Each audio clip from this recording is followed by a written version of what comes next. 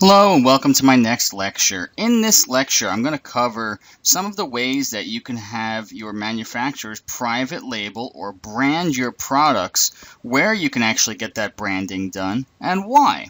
Okay, so in this example here, we're showing an example of Clark's cutting board oil and finish. And you can see clearly in the picture here, he has a label on the front of his product.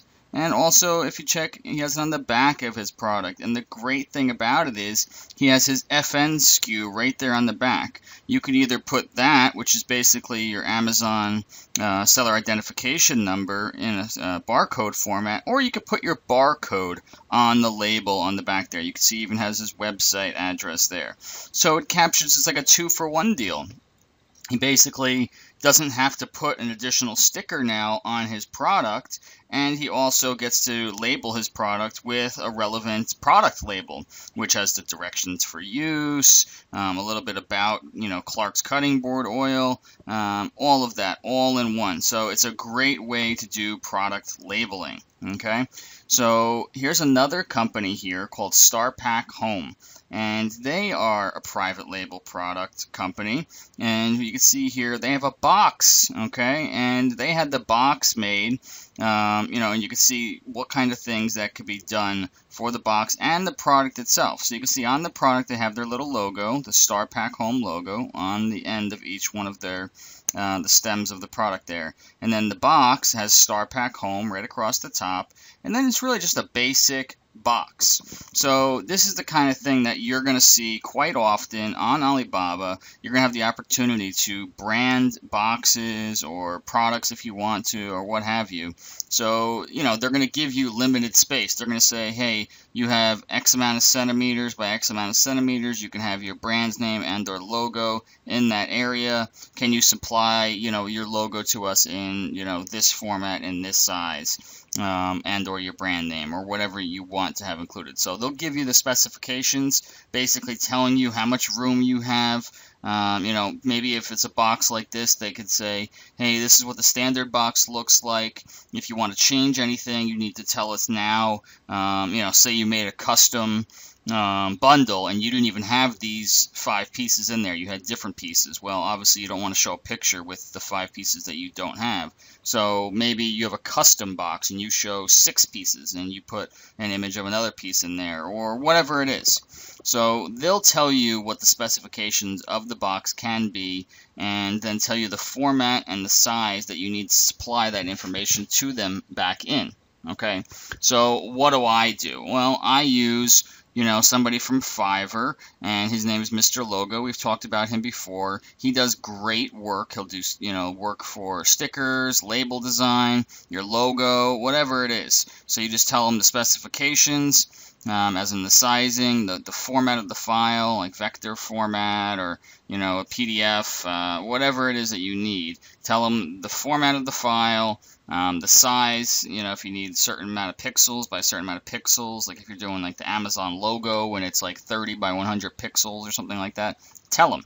Be as specific as possible so that you get exactly what, you're paying for. Don't pay them $10, to do a logo and then don't say the size of the logo, or, don't tell them the file type or whatever if you need a specific file type later on. Just tell them right up front. So he gives you that right from the get-go, and you're not paying for something that, you don't actually need. And then you have to go back to him and say, Mr. Logo, can you give me the file in this format also? And he's going to say, well, you already paid for this, give me $5 more, give me $10 more, and, you can have it in another format.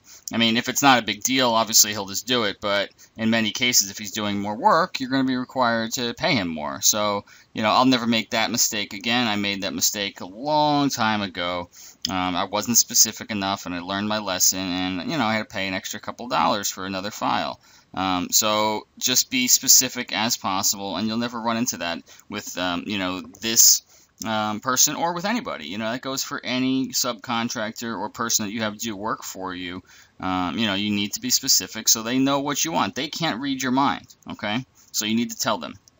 some examples on Alibaba. You'll see things on Alibaba such as OEM or ODM actually in the titles. Okay, so then you know that they could do that for you.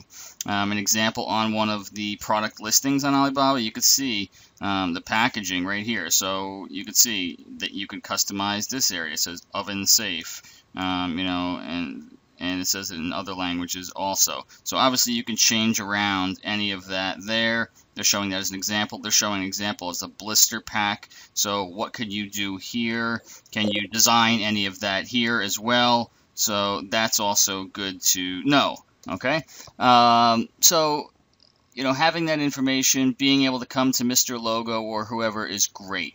And then taking that and going to PS Print for some of your other work is also good as well. You can come to PS Print and have custom stickers made if you wanted to have a sticker made and put on a poly bag for your product. I know I've done this for myself and many of my clients before. Well, I'll have a sticker with my brand or with my UPC code all in one, so I'm saving myself. So basically, I'll put my branded sticker on there, and it has my UPC code for that product. So it's a 2-for-1 deal. So it's basically saving me the time, the trouble, and the money instead of printing out 2 separate stickers. Okay, so use that idea and use it wisely. Okay, you can have stickers made in any size. The recommendation I would make here, basically, if you pick 200 and say, let's just do 3" by 3". Now take a look at the pricing here. 300 2" by 2" is $60. Now if I go up to 1,000 units, the price only goes up $10 more. So I get 800 more for $10 more. So the difference between 200 and 1,000 is only $10. So keep that in mind. Obviously, it jumps up after that. So if you go to 1,500, it goes to 96. But from 200, literally, 200 is $59.35. And then 1,000 pieces is $70.15. So obviously, you're going to pick 1,000 stickers, right? It wouldn't make any sense not to pay the extra $11 for 800 more. Okay, so keep that in mind. Here's postcards. You can have pretty much anything done. Postcards, business cards. So, think about that when you are making inserts for your products. Maybe make something like this. Have a website or have, a link that they can go to so that you could upsell them on some of your other products or, whatever product you want.